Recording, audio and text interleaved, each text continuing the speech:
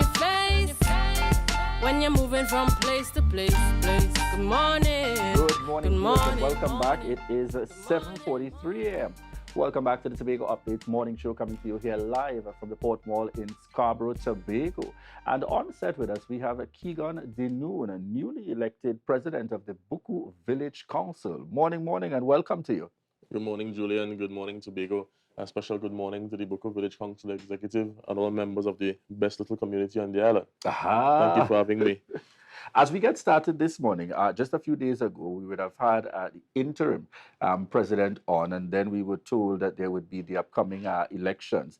Give us a little insight into the outcome of those elections beyond just the position of president. Who are some of the officers or the team members on the executive going forward? Okay, so on Thursday last week, we had the elections. As you rightfully know, I became the president. Mr. Pereira, Winston Pereira, is the vice president. Ms. Linda Ramsawak became the secretary. Ms. Lydia Peters, the assistant secretary. Ms. Lenora Duncan, the PRO. Ms. Elizabeth Jerry Phillips, the treasurer. Ms. Monifa Sinclair, House of Zorabi, is our youth officer. Mr. Moses is our education officer. We have Ms. Janice Solomon as a committee member. Ms. Michelle Charles as a trustee. Mr. Sheldon Solomon as a trustee as well. Mr. Keigon Denoon as a trustee, not a trustee, as a committee member. So we have a very good mix of youth and experience on this team, and we look forward to doing great things for Buccoo. And shout outs in particular. I know your VP that would have been on as well, that would have been interim president at the time, and also your treasurer, Elizabeth Jerry Phillips. Shout out to you there. I know those are one of those families certainly working and supporting in terms of the village council. How do you see things going forward, in particular with what you have just described as what I like to tell people is an ideal blend? That combination of youth and newness, willing to try new things while leaning on the experience of those who have been there for some time. How do you see that working for you going forward with the work of the Buccoo Village Council? I see it working quite well, you know. What we have here is a team who has a track record of working well together. We have good synergy going. Here we have individuals who are dedicated to the task, and you would agree, Julian, that volunteerism is slowly dying on the island. But here we have young and senior citizens who are willing to get on board free of charge to dedicate their time and service to ensuring that we continue the legacy of not only Buccoo, but the Buccoo Goat and Crab Race Festival. This year we are celebrating 95 years. It started way back in 1925 by Mr. Kalinda. And it's always about continuity and leaving a legacy behind. And look at my age, and I am now part of this process. And 100 years from now, somebody else is going to be here. And that is what development and continuity is about. It's about building on the foundation of those who would have started something and ensuring that we continue it. And the Buccoo Village Council has successfully been able to copyright this event. And so no one is going to be able to take this from the young Tobagonians, especially those in Buccoo, anytime in the future. Tell us about that involvement in terms of younger persons ensuring the level of support, because Buccoo has always been hailed as one of those villages stand out for that in Tobago because of the number of initiatives and activities, both public as well as private entities are able to pull together. How do you see this working in terms of the village council being able to connect and to reach out to that wider cross-section of business entities, young and old, within the Buccoo area to the benefit of the village? The executive is going on a membership drive. Thankfully, on the night of the election, we had a mass membership drive as well. A number of young persons, about 90% of those new members were young persons. And we see an interest, a new development into persons wanting to join the council. For a number of years, the council would have been run by more senior individuals. And so, as I always say, it's about succession planning. And the council has a strategy in place to ensure the continuity of not only the council, but of this event.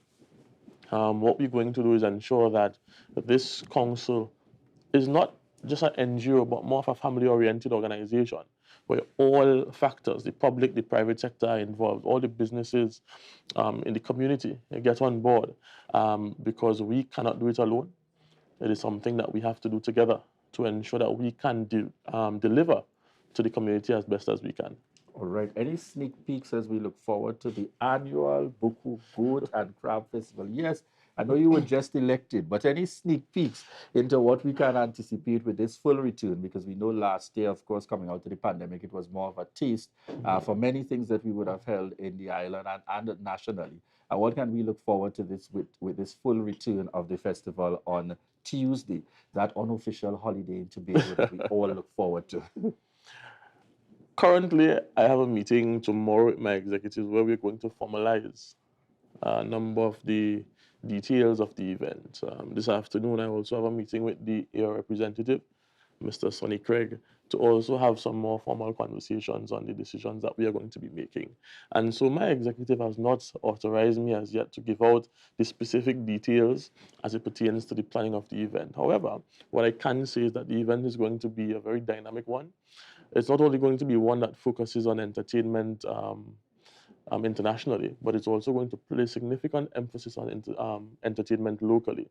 We have heard the cries of young persons, of young entertainers on the island who continue to say that they are not a part of the major events.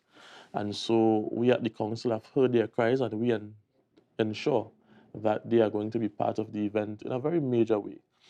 In addition to that, we are going to be leaning on the strength of one of the best steel orchestras, the Buccoo Steel Orchestra, to ensure that individuals coming to the village get a very wide variety of what we have to offer.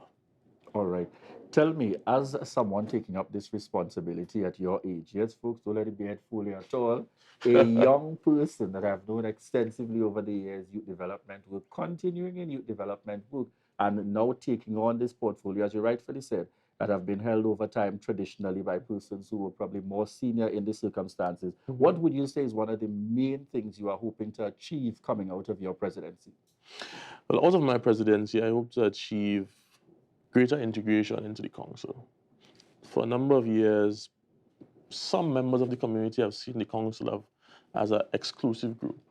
And so we want to ensure that for this tenure and for the 10 years going forward, that the community feels more involved in the decision making of the council.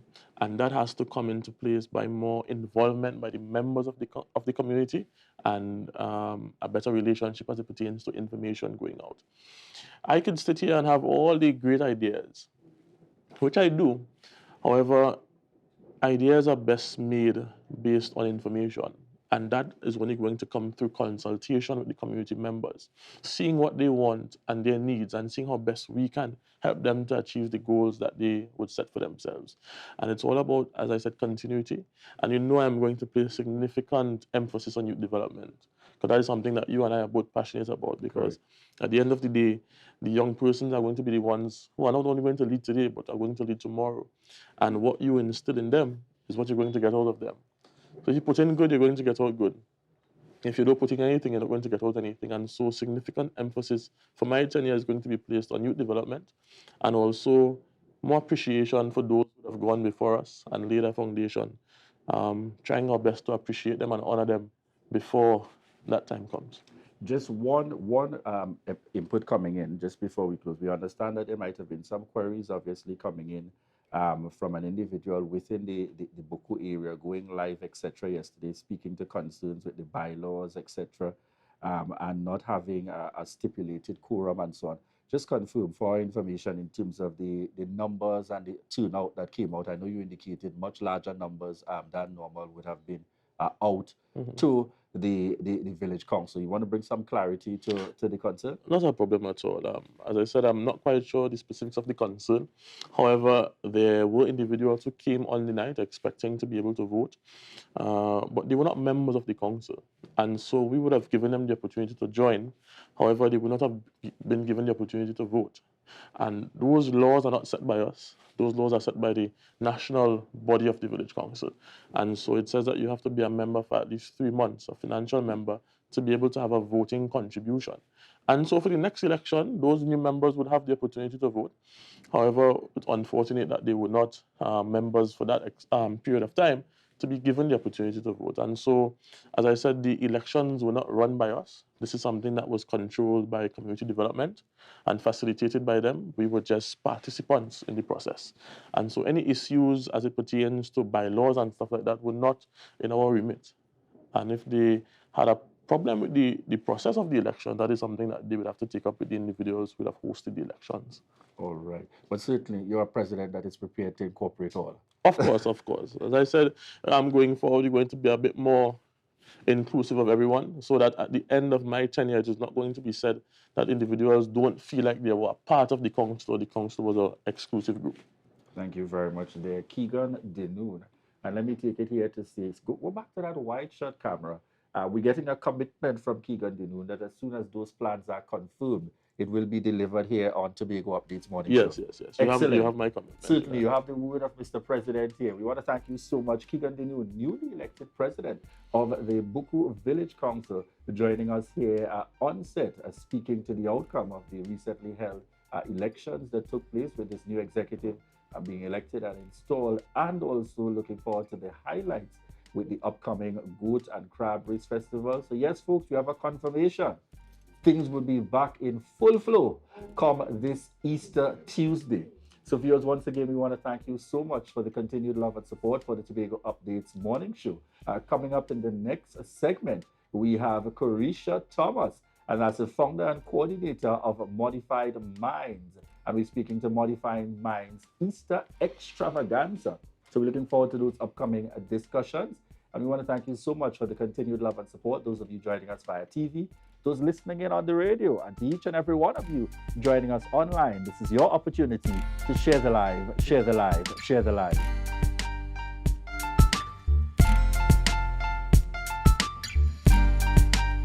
Yes, everyone, it's your boy Harry here from Authentic Builders. And this Saturday, the 18th, we will be having our massive construction